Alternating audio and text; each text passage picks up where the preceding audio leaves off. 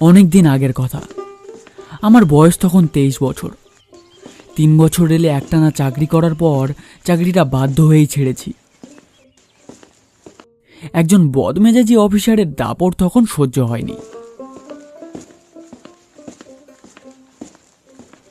সেই বয়সে ধৈর্য এবং অপমান হজম করবার ক্ষমতা খুব কম থাকে বলেই অবলীলায় চাকরি ছেড়ে চলে এসেছি। বাধা একটা মাইনে ছিল, সেটা গেল। মন মেজাজ তাই ভালো ছিল না। হঠাৎ একদিন অপ্রত্যাশিতভাবে একটি চিঠি এসে হাজির হলো। চিঠিটা এলো নলহাটি থেকে। লিখেছে দীপক নামে আমার এক বন্ধু। বছর 3 আগে আমরা একবার ভাদ্র আশ্বিন মাসে নলহাটিতে গিয়েছিলাম। নলহাটির পাহাড়ে একটি বাড়িতে আমরা ভাড়া ছিলাম। ওই একই বাড়িতে দীপকরাও থাকতো। ফলে দুজনের মধ্যে বেশ ভালো একটা বন্ধুত্বের সম্পর্ক গড়ে উঠেছিল। যাই হোক, সেই থেকেই দীপকের সঙ্গে চিঠিতে যোগাযোগ ছিল আমার চাকরি ছাড়ার পর হঠাৎ চিঠিতে লেখা ছিল, শুনলাম রেলের চাকরি ছেড়েছ, বেশ করেছ। তুমি বলেই পারলে, আমি হলে ছাড়তাম না। পত্রপাঠ এখানে যদি চলে আসো তাহলে আর বেকার বসে থাকতে হবে না। নিশ্চয়ই কোনো একটা কাজের ব্যবস্থা হয়েছে। কি কাজ তা জানি না। আবার সেই সুন্দর দেশ, আবার সেই সবুজ বনশ্রী, আবার সেই ব্রাহ্মণী নদী, মন যেন নতুন করে মেতে উঠল আবার।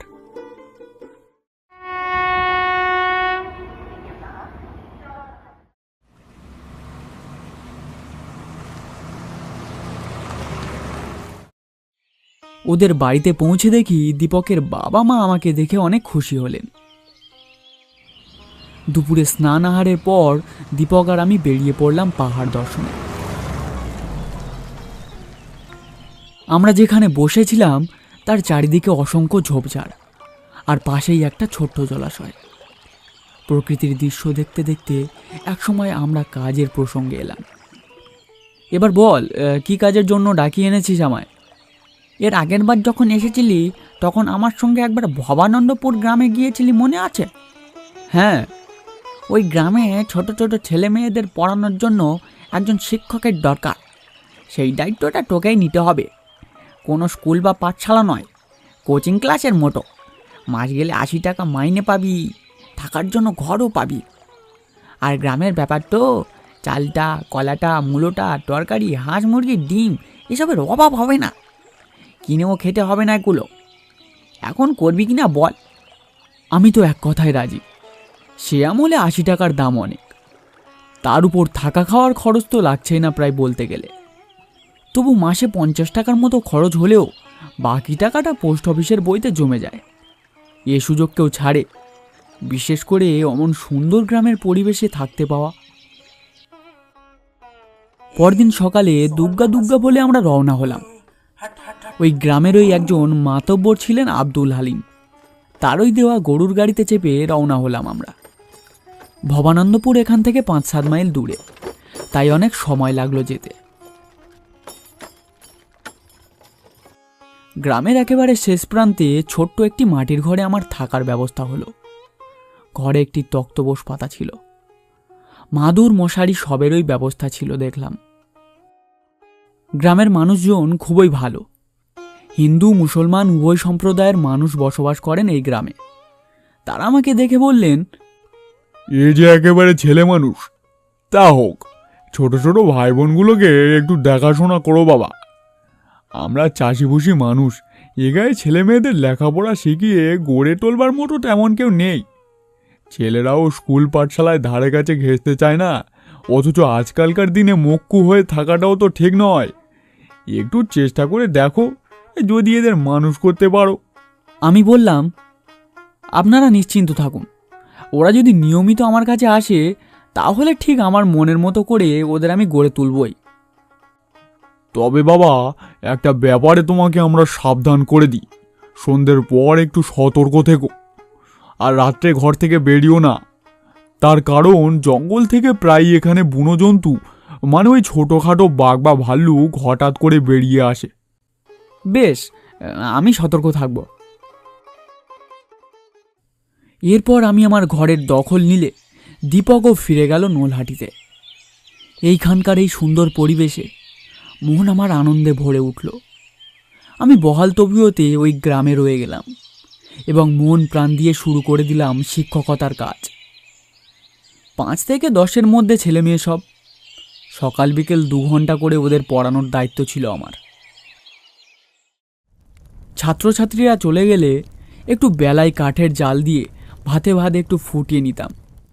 সিদ্ধ ডিম বা রান্না করা অন্য তরকারি প্রায় সব বাড়ি থেকেই একটু না একটু আসতো আমার জন্য। মোট কথা বেশ ভালোভাবেই দিনগুলো কাটছিল আমার।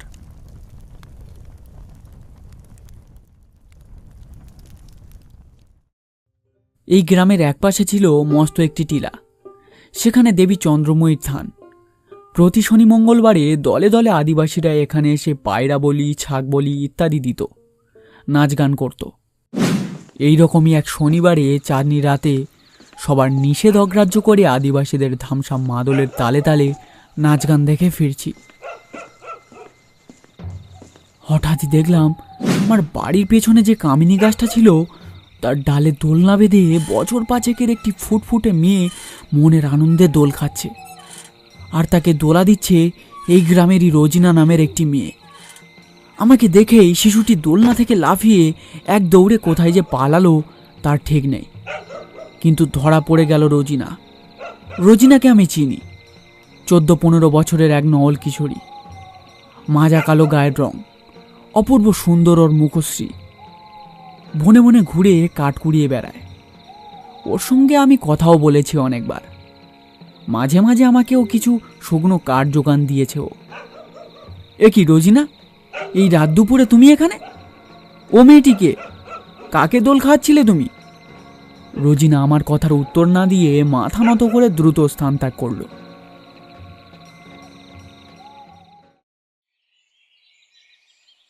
পরদিন সকাল থেকে নতুন এক ভাবনা চিন্তা এসে উপস্থিত হলো আমার মনে। কে ওই শিশুটি? এই গ্রামে রোজিনাকে তো চিনি, কিন্তু ওই শিশুকে তো দেখিনি কখনো।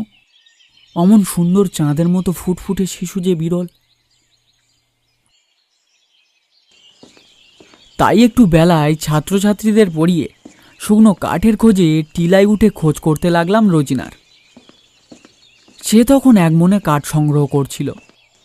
আমি ওর খুব কাছে গিয়ে বললাম, কি ব্যাপার রোজিনা, কাল আমার কথার উত্তর না দিয়েই চলে এলে যে? আমার কথা শুনে অবাক হয়ে রোজিনা বলল, কাল? কখন? কেন, রাত্রিবেলা? আপনি তাহলে আর কাউকে দেখেছেন, আমি নই।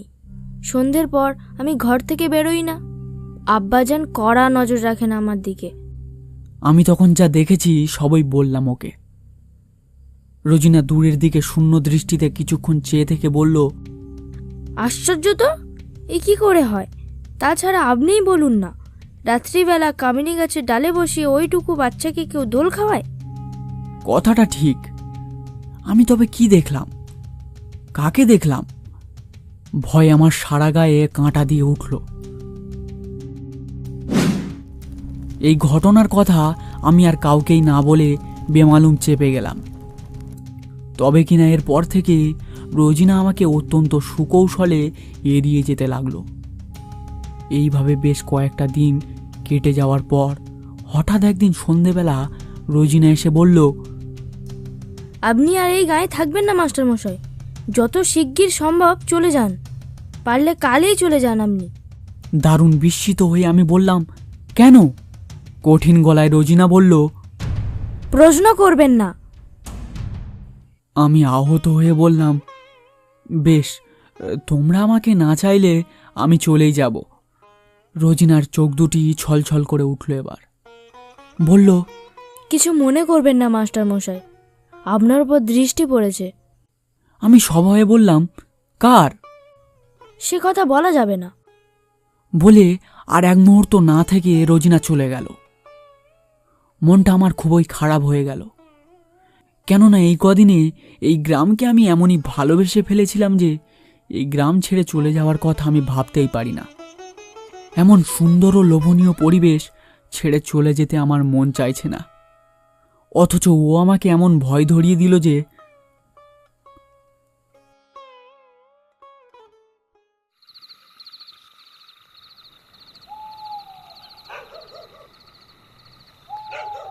সে রাতে হঠাৎ আমার ঘুম ভেঙে গেল। ঘুম ভাঙার পর আমার মনে হলো ঘরখানি যেন কামিনী ফুলের মিষ্টি গন্ধে ভরে আছে। আর কি সুবাস, কি উগ্র সেই গন্ধ! শুধু কামিনী নয়, আরও অনেক সুগন্ধি ফুলের গন্ধ আমার নাকে আসতে লাগলো। তখন পৌষের শেষ। এই সমস্ত ফুল এই অসময়ে ফোটবার নয়। মনের মধ্যে তাই কেমন যেন একটা ভয়ের ভাব জেগে উঠতে লাগলো আমার। তার উপরে প্রচণ্ড ঠান্ডায় যেন কেঁপে উঠতে লাগলো সর্বাঙ্গ। ঘরের বাইরে পেছন দিকে কেমন যেন একটা পাতা খসখস মজমজ শব্দ। কেউ যেন আমার জানলার ধার ঘেঁষে অনবরত যাওয়া আসা করছে। নিশ্চয়ই ভালুক এসেছে ওখানে। তবুও ব্যাপারটা কি দেখার জন্য নিঃশব্দে জানলার কাছে এগিয়ে গিয়ে বাইরের দিকে তাকিয়ে চমকে উঠলাম। দেখি কিনা সেদিনকার মতো রোজিনা সেই শিশুটিকে কামিনী গাছের ডালের দোলনায় বসিয়ে দোল খাওয়াচ্ছে। আমি একভাবে ওদের দিকে তাকিয়ে দেখতে লাগলাম। রাত তখন 1টা। এত রাতে এ কি কাণ্ড! হঠাৎ আমার চোখে চোখ পড়ে গেল শিশুটির। যেই না পড়া আর সে রইল না। এক লাফে দোলনা থেকে নেমে কোথায় যেন মিলিয়ে গেল সে। দেখতে দেখতে শূন্য দোলাটা মিলিয়ে গেল এক সময়। সেই সময় রোজিনা ক্রুদ্ধ চোখে এক নিমিষে আমার দিকে এগিয়ে এসে কঠিন গলায় বলল, কাল সকালে আপনি চলে যাবেন, আর একদিনও এখানে থাকবেন না। আমি মূর্ছিত হয়ে পড়লাম।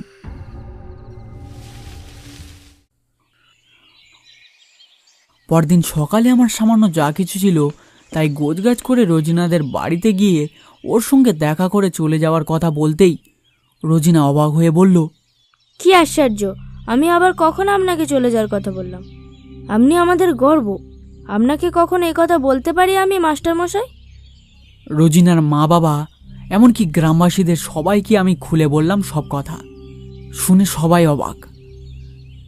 রোজিনা খানিকক্ষণ চুপ থেকে বলল, আপনি যে শিশুকে দোল খেতে দেখেছেন সে আর কেউ নয়, আমারই ছোট বোন। কয়েক বছর আগে ওই কামিনী গাছের ডালে দোল খেতে খেতে সাপের কামড়ে সে মারা যায়। ওরই পিছন দিকের মাঠে কবর দেওয়া হয়েছে তাকে। তার এই অশরীরী আত্মাটা আপনাকে দেখা দিলেও বারবার কেন যে আপনি তার সঙ্গে আমাকে দেখছেন তা আমি কিছুতেই বুঝে উঠতে পারছি না। আমার মুখে এই কথা শোনার পর গ্রামবাসীরা আমাকে চলে যাওয়ার নির্দেশ দিলেন। বললেন, অশুভ আত্মার কথা অমান্য না করাই উচিত। তুমি চলে যাও বাবা। বলা যায় না, সত্যি যদি খারাপ কিছু হয় তখন আফসোসের আর শেষ থাকবে না। এরপর সবাই মিলে আমার চোখের সামনে কেটে ফেললো সেই কামিনী গাছটিকে। আমি ভয়ে ভয়ে সেই দিনই গ্রামবাসীদের সাহায্যে গ্রাম ত্যাগ করে নলহাটিতে ফিরে এলাম। কিন্তু একটা রহস্য আমার কাছে রহস্যই রয়ে গেল।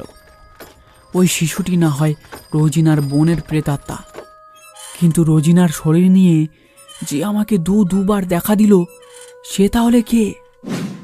তবে কি রোজিনা তার অজান্তেই ওই প্রেতাত্মার অশুভ প্রভাবে সম্মোহিত হয়ে ওর অবচেতনে এই কাজ করে থাকে, যা এতদিন কারো নজরে পড়েনি এবং আমি দেখে ফেলতেই এই বিপত্তি হবেও বা?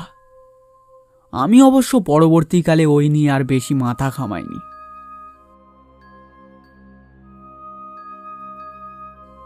আগের গল্পে যারা যারা প্রশ্নের সঠিক উত্তর দিয়েছো তাদেরকে জানাই অসংখ্য ধন্যবাদ। এই গল্পেও আপনাদের জন্য থাকছে একটা প্রশ্ন। প্রশ্নের সঠিক উত্তরটি আপনারা কমেন্ট করে জানিয়ে দেবেন। এই গল্পে রোজিনা নামের মেয়েটিকে কি কাজ করতে দেখা গিয়েছে গল্পের মধ্যে? প্রশ্নের উত্তরটি আপনারা কমেন্ট করে জানিয়ে দেবেন। আজকের এই পর্যন্ত। পরবর্তী গল্প খুব শীঘ্রই আসতে চলেছে। চ্যানেলটা সাবস্ক্রাইব করে আপনারা বেল নোটিফিকেশন অন করে রাখবেন। ধন্যবাদ।